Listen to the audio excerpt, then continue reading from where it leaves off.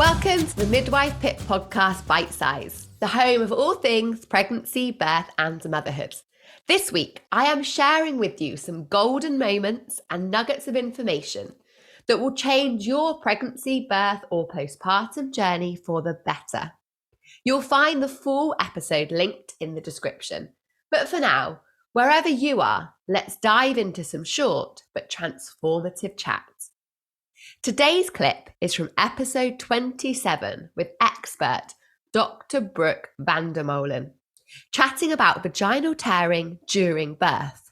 In this clip, we share must-know tips on how to reduce your risk and what tearing actually involves, so that you feel prepared, not scared. We've got lots of different types of tears. We grade them from grade 1 to grade 4, depending on how severe they are. Grade 1 being really like a graze, like when you cut your knee. And interestingly, the vagina and the perineal area, much like your mouth, because they're so vascular, they're given a lot of blood supply and they heal generally very quickly from any kind of minor wounds. Like if you had a cut inside your mouth, probably heals a lot quicker than it would on your knee.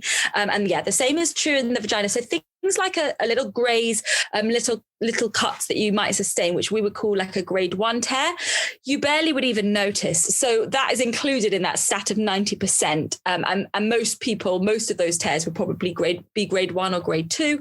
Grade 2 would be very slightly deeper, and we might insert a few stitches in that. But again, no lasting effect. You may not even be aware that it's happened, especially if you've got an epidural, and really nothing to worry about at all. Grade 3 and 4 tears are the more severe types of tears. And those are the ones that I think it's important to be aware of. And that's when we say we want to try to avoid tearing. You can't avoid all tearing because some of it is just going to be inevitable. Some of it is just going to be the way that your skin is, the way that your muscles are. And it's completely acceptable to have, grade 1 or grade 2 tear. But grade 3 and 4 involve the anus, and that can have longer term implications if you tear in that direction, and you involve kind of the anal sphincter, which is what kind of keeps your rectum closed, keeps your poo where it should be. And so if that is torn and isn't repaired properly, it can lead to problems later on, for example, like leaking farts, or when you aren't aware of it, or leaking stool as well. So those problems are very, very rare as a kind of complication of birth, but that is what I think we worry about when it comes to tearing, whereas grade 1, grade 2, really not a problem. And that's why I say, yes, 90% of women may have some form of tear, but the vast, vast majority will be grade 1 or grade 2.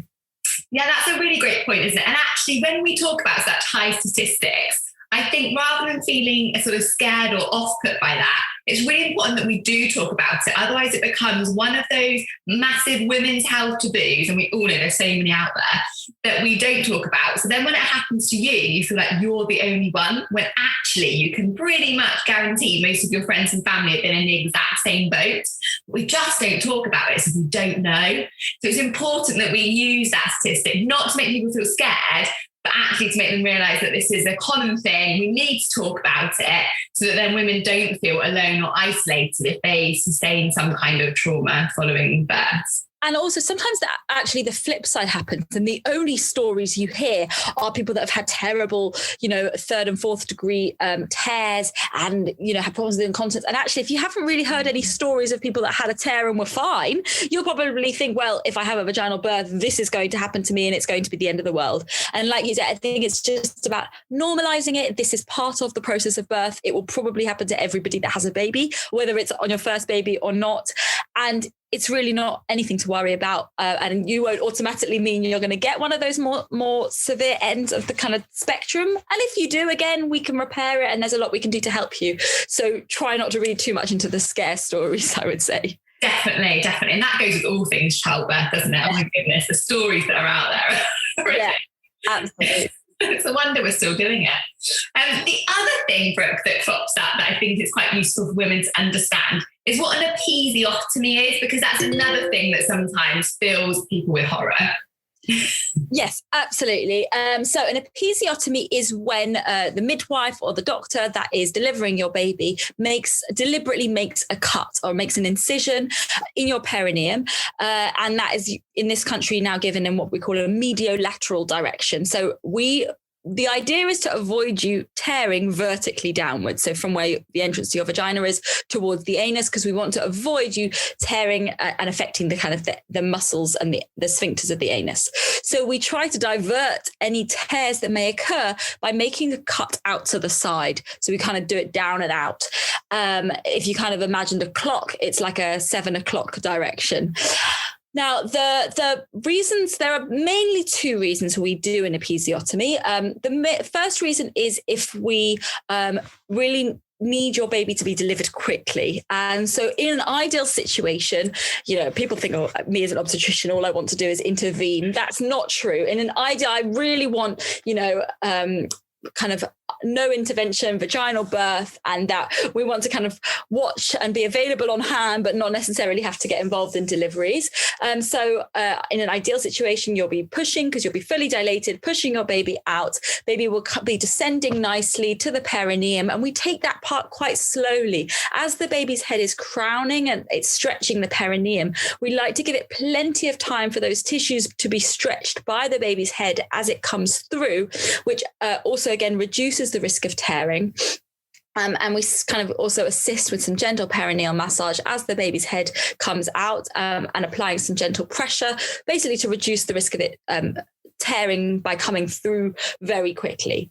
However, if we're monitoring your baby and your baby's heart rate is dropping and we are worried about your baby and we need this process to happen quickly, what we can do, and this is only at the point when baby's crowning anyway, so it can't be done earlier on. But if baby is about to be born and we just are worried, we can make that incision, and often that expedites the delivery, makes that little part of that final bit of the delivery happen a bit quicker.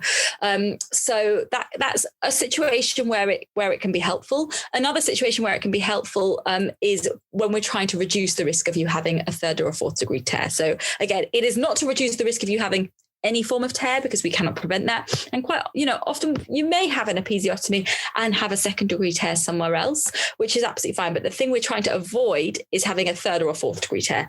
And if when we are, examining you, when we're helping to deliver your baby, and we feel that there's not really much space there, the tissues are quite fixed in position. They're not really stretching as they should.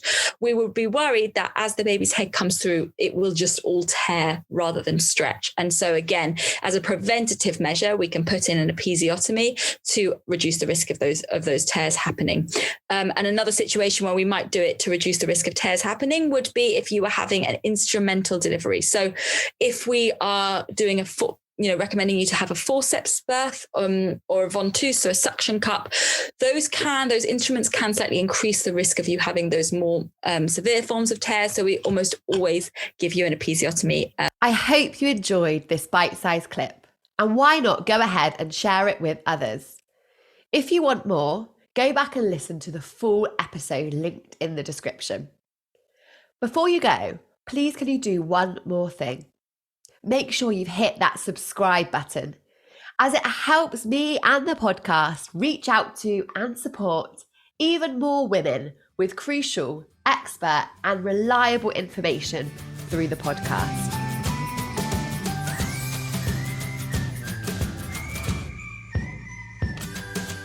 I'm Laura. I'm Lauren. And this is Go Love Yourself. She went, "You're 26?"